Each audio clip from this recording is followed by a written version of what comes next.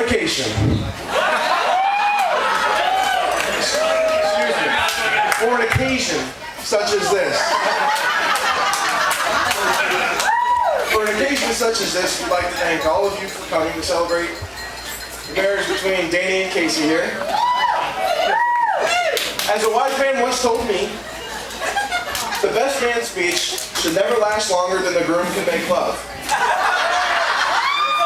Thank you very much, ladies and gentlemen.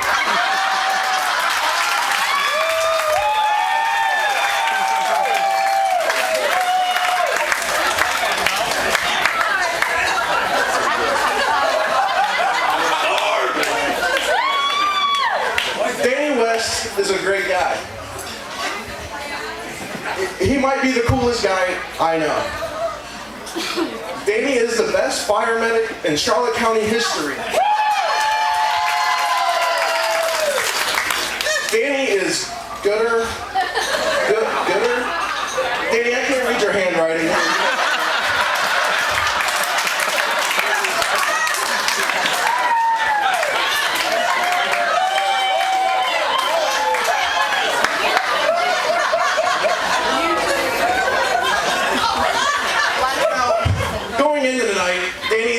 Me a list of topics that were a little off limits, so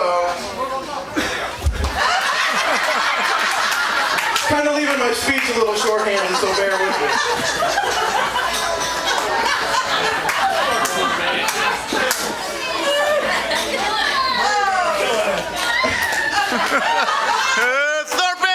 Standing up here before you tonight, representing the category for Best Man, I feel it's a little undeserved.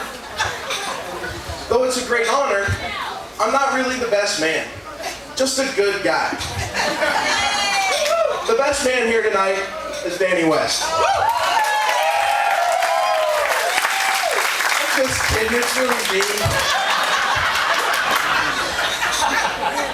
Now, as many as you know, Danny and I became brothers when his dad married my mom, and that was back in the 4th grade.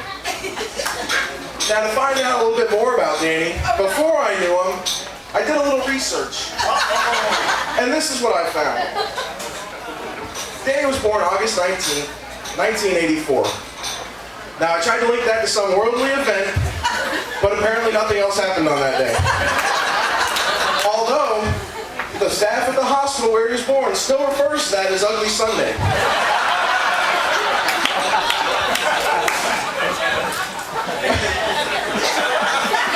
Unfortunately, Dan was a slow starter in school. He was a little different than all the other 5-year-olds. Danny was 11.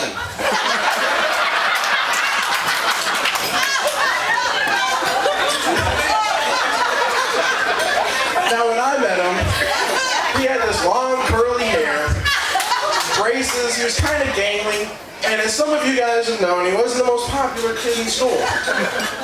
But we hit it off.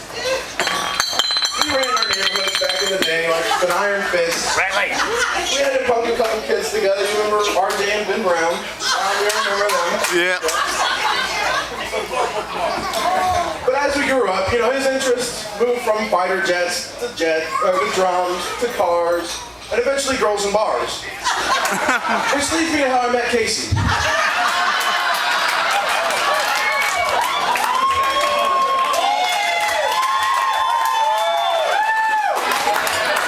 Now, they like to say that Danny was just Prince Charming and told off some guy when he was getting a haircut, rescuing the day for Casey. And for argument's sake, whatever. Now, if you want to hear the real story when they met, it was St. Patty's Day. We were all at the ice house. Those guys over there, too. And needless to say, we've been doing a little boozing to celebrate. 10 minutes later, I can't find Danny for the life of me. I finally look over and I see Danny talking to some girl I've never seen before. So naturally, I want to go over there and introduce myself. And as I'm walking over there, Danny kind of peeks around. He looks at me and he's like, "Get out of here." He's shooing me away. I was like, I'm not a hater, I'm a facilitator, so I'm not going to go bother him. And they dates ended up talking all night long. And, that's when I knew, he kind of liked this girl. Now, when I knew Casey was the one for Danny, again, like so many of our stories begin, we had been drinking. And it started at lunch at the goalpost, innocent enough, but we had a few beers, so I do a few more, so I do a few shots, and so on. And we came up to the great idea of getting these matching tattoos. Danny, can you show them out? So,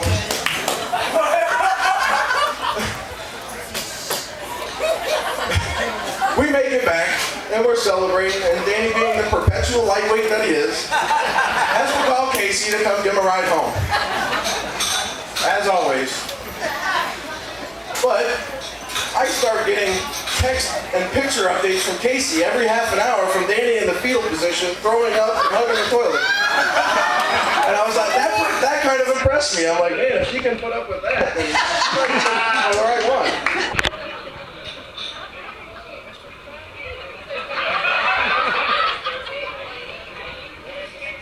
The great thing about Danny and Casey is they plan far more than their wedding. They plan their marriage. And as a matter of fact, Dan's already learned that the married man is one who replaces the money in his wallet with pictures of his wife. And Casey, I'm sure you've already realized that when you marry Dan, you're kind of stuck with us too. And you seem to tolerate us well. Now, ladies and gentlemen, these people are very important to us. And without them, the night would be a little less joyous. The great thing is, the longer the evening progresses, we'll all get to speak with them a little bit more. So ladies and gentlemen, raise your glass for a toast to the bar staff.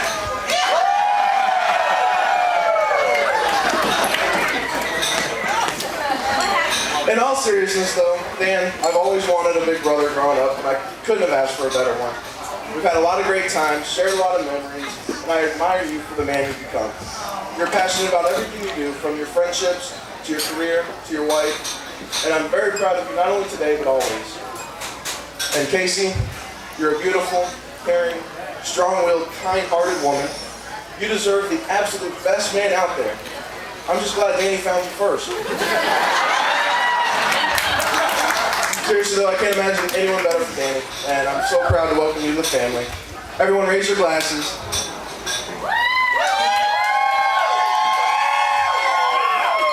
To a healthy, passionate, and loving happy ever after.